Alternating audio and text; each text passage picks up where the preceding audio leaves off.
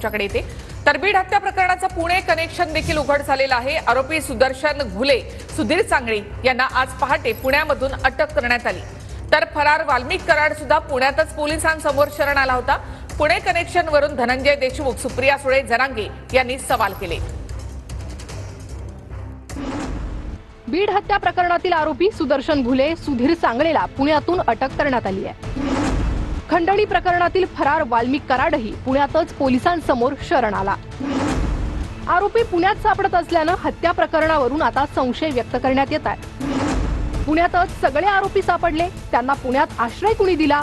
संतोष देशमुखांचे भाऊ धनंजय देशमुखांनी हा सवाल उपस्थित केलाय। हे सगळे एका जागेवर आहेत म्हणजे हे सगळे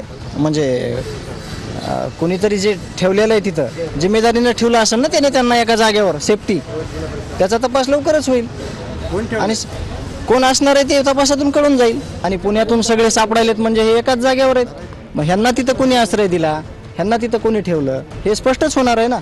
आता हे मुख्य आरोपी सगळे गोळा केल्यानंतर आपल्याला पुढील तपास हे करणारच आहेत, त्याच्यात सगळ्या गोष्टी कळणार आहेत आपल्याला। हत्या प्रकरणातील सर्व आरोपींना पुण्यातूनच अटक कशी झाली असा सवाल सुप्रिया सुळेंनी देखील विचारलाय। पण उशिरा का होईना सापडलेत, पण मला एक गोष्ट आश्चर्याची या सगळ्या केसमध्ये वाटते की ज्या अटक होतात त्या पुण्यातूनच कशा होतात। पोलिसांनी एक ऑफिशियल स्टेटमेंट करावं की नक्की काय चाललंय। सुटण्यासाठी सामूहिक कट रचला जातोय, कुठला तरी मंत्रीच आरोपींना शिकवतोय असा आरोप मनोज जरांगेंनी केला। 100% सरकारमधले मंत्री याला खतपाणी घालतायत, कारण इतके दिवस लपून राहत आहेत। काहीतरी कट कारस्थान शिजल्यासारखं सामूहिक कट शिजवतायत। तर राजकीय वरदहस्त असेल तर तपासात सर्व समोर येईल असं मंत्री शिरसाट यांनी म्हटलंय। ते बघा, प्यादे आहेत, वजीर आहेत, राजा आहे, यावर आता भाष्य करण्यापेक्षा यंत्रणेला त्यांचा तपास करू द्या। कोण मास्टर माइंड आहे, काय आहे, याला तपास करू तर द्या ना। एखाद्याचं नाव घेऊन आपण डायरेक्ट त्याला फासावर चढू शकत नाही, काही कायदेशीर प्रोसिजर असतात। तातडीने कुणावर कारवाई होत नसते तपासामध्ये। आता आपण कोणीही अडथळा आणू नये, तो तपासामध्ये येईल ना। घुले, सांगळे, सिद्धार्थ अटकेत, आंधळे अजूनही फरार। घुले आणि सांगळेशी संपर्कात असणाऱ्याची माहिती पोलिसांनी घेतली आहे। पोलिसांच्या स्पेशल टीमनं माहितीच्या आधारे दोघांना पुण्यातून अटक केली। याआधी दोघांच्या संपर्कात असणाऱ्या संभाजी वायभसेची अज्ञात ठिकाणी काल चौकशी झाली। संभाजी वायभसेच्या चौकशीत सर्व गोष्टींचे खुलासे झाले। टेक्निकल टीमने आरोपींचे मोबाईलचे लोकेशन आणि संपर्कात असणाऱ्यांची माहिती घेतली। बीड हत्येतील तिन्ही फरार आरोपी भिवंडीत 2 दिवस वास्तव्यास होते। सुदर्शन घुले, सुधीर सांगळे आणि कृष्णा आंधळे 2 दिवस भिवंडीत होते। तर घुले, सांगळे अटकेत आहे, मात्र कृष्णा आंधळे अजूनही फरार आहे। आरोपींना मदत करणारा सिद्धार्थ सोनवणेला मुंबईतून अटक करण्यात आली आहे। बीड हत्या प्रकरणात अटकेत असणारा सिद्धार्थ सोनवणे कोण? सिद्धार्थ सोनवणे हा मस्साजोगमध्ये राहणारा रहिवासी आहे। सिद्धार्थ सोनवणे सुदर्शन घुलेचा खास मित्र होता।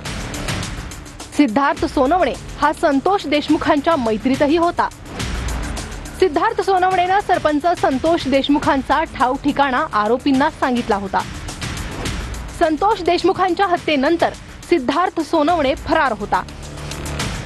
आरोपींना अटक झाली पाहिजे यासाठी झालेल्या ठिय्या आंदोलनात सिद्धार्थचा सक्रिय सहभाग होता। सिद्धार्थ सोनवणे 10 वर्षांपूर्वी मुंबईत आला, खासगी कंपनीत तो कामाला होता।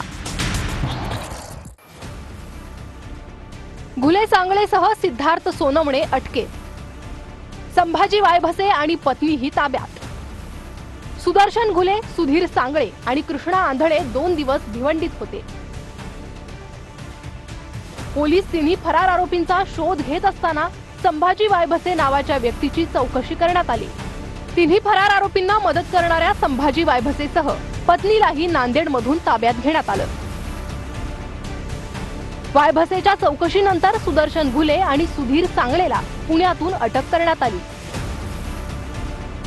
संतोष देशमुखांचा ठाव ठिकाणा सांगणारा सिद्धार्थ सोनवणेलाही मुंबईतून अटक करण्यात आली। तिन्ही फरार आरोपींपैकी कृष्णा आंधळे अजूनही फरारच आहे।